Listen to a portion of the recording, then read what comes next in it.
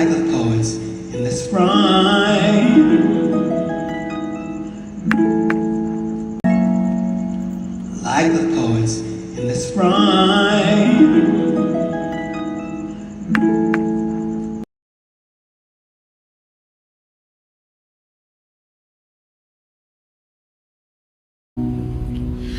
Will it stay? The love you give to me, will it say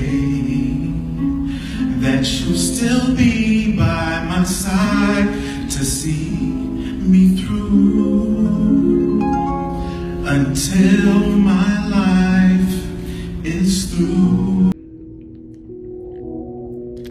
Then came everything. That album remade black music. There's a before and an after.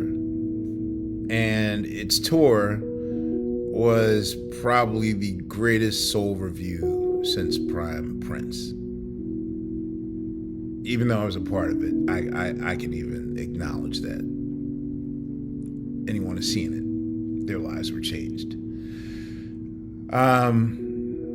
We spent 4 years studying Prince, so naturally we wrote our love letter back, but Dee's core had never changed.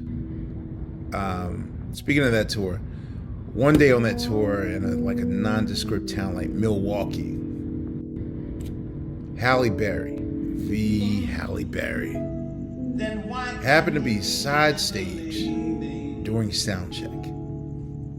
So I couldn't see her behind my cymbal. It was blocking. But D could. Suddenly, sound check turns into a full throttle, balls to the wall performance with no warning. Wait, why are we doing a full-fledged life depends on it 18-minute version of Devil's Pie? Dude, just save for the stage. I mean, you just do mic tricks, dips and splits and slides and the whole thing. On one slide,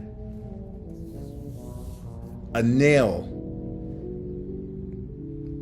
tore his faux leather pants from thigh to ankle,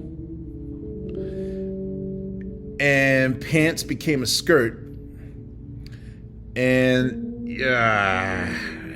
commando. That was all D, all in, even at soundcheck. He was the same even in the studio. 14 years between Voodoo and Black Messiah, which is a lifetime. 14 years.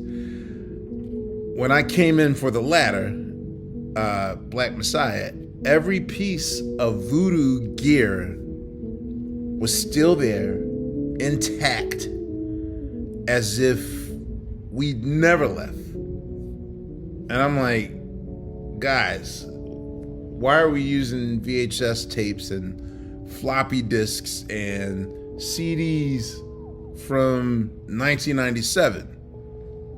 The world's moved on, but not in his mind. Yo, man, we going straight vintage, he said. And I didn't get it. But one man's comedy is another man's hard-on-sleeve pursuit of perfection. He was slated to headline the Roots Picnic this summer in 2025. We rehearsed 2 weeks out. He was famously secretive, but something felt different. The first clue, rehearsals started late. Well, nothing new in his world, but this was ridiculous. I scheduled 10 p.m., but the first note hit was at 3 a.m. And by 7 a.m., I had to leave for the airport. And he looked wounded. Yo, man, where you going? We only did a few hours. In the heart of Richmond, Virginia, a city that watched D'Angelo grow from a church piano prodigy into an icon, there came a gathering of song, and remembrance, for D'Angelo. Though many thousands mourned across the globe today, the local church actually had to open its doors for musical homegoing service, just as his life was suffused with notes and rhythms. The service was held at St. Paul's Baptist Church, where voices rose in like tribute to a son of throwback Richmond to whose journey carried 1995 gospel roots D'Angelo into vibe. the wider world of neo soul. The choir, I didn't realize congregations, the four medical special truth guests assembled, unfolding. not for somber silence alone, but And to sing when him asked, off in a song to celebrate, the music he gave you've been to through the world. something, Some of the but notable names. was on the mend. I was Be looking ready, through be all right. the funeral book But that even was so, released. in that It last started, rehearsal, actually, some of the notable names included the likes of Steve Wonder, but of course, the order of service actually started fine. with the Soultronics. I started and thinking the to myself, Vanguard. like, Then we man, saw why- Bishop Roland V. why do I feel Robinson like Sunia, the clergy it's gonna and be the family last head time of the church. Bishop Roland I play this song? gave a very powerful Tried to prayer, ignore it, and of course, that followed with a musical then tribute that was the done by Steve Wonder unspeakable with Brandy happened. Young and of course Habis. Hard to Then explain. And maybe in the musical hindsight tribute talking, still but was done by Steve Wonder, like I've told you, and of course there was a video tribute. Then we saw Deacon Kimberly Lackford coming out to read the Old Testament and the New Testament.